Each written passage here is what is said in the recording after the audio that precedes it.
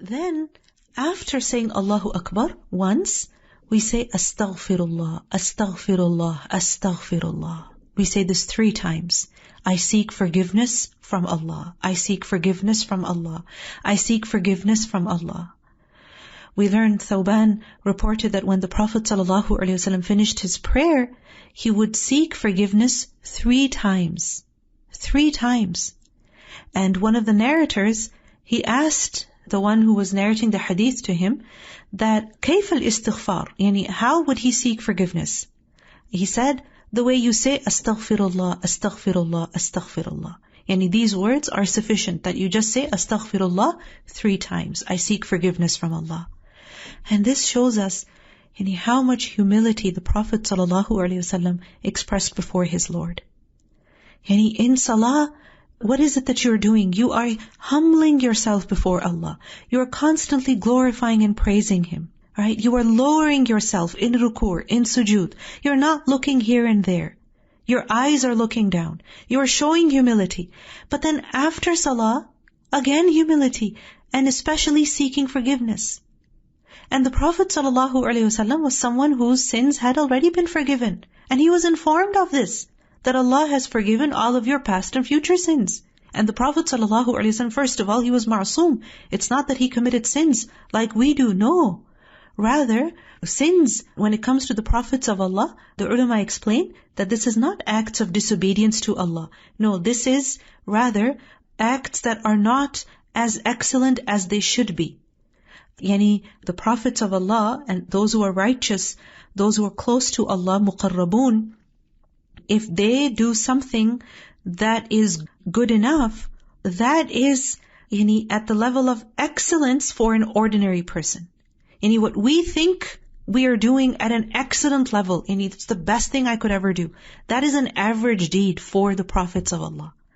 Alright? Hasanatul abrar, sayyiatul muqarrabin. So, what is expected of the prophets is much greater. So the Prophet ﷺ, he recognized that, he acknowledged that. And he would seek forgiveness from Allah after salah 3 times. And this is so amazing. After salah we are taught to seek forgiveness from Allah for what? Because we know that we have not prayed perfectly. We know that there were moments in which we were completely distracted. We didn't even know what we were saying. Or we were thinking very inappropriate thoughts. We were not paying attention to what we were saying at all.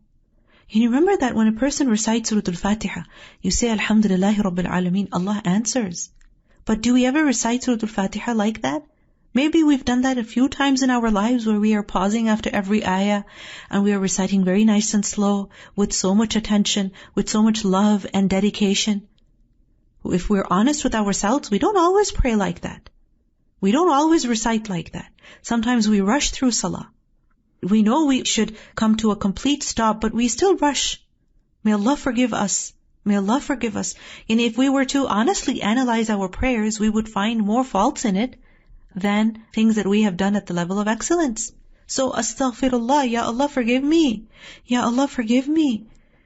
In hadith we learned that a person prays for 60 years and perhaps their prayers are not accepted. So long and their prayers are not accepted. Why? Because they didn't do their ruku' properly. They didn't do their sujood properly.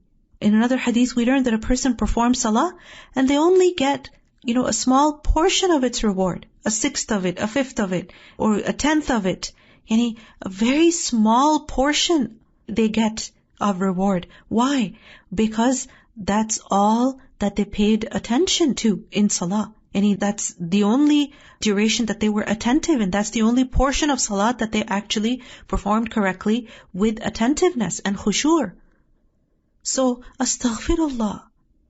Don't be lazy in this. Ask Allah for forgiveness. Ya Allah, forgive me. Forgive me for not praying in the best way that I can and that I should be praying in. Astaghfirullah.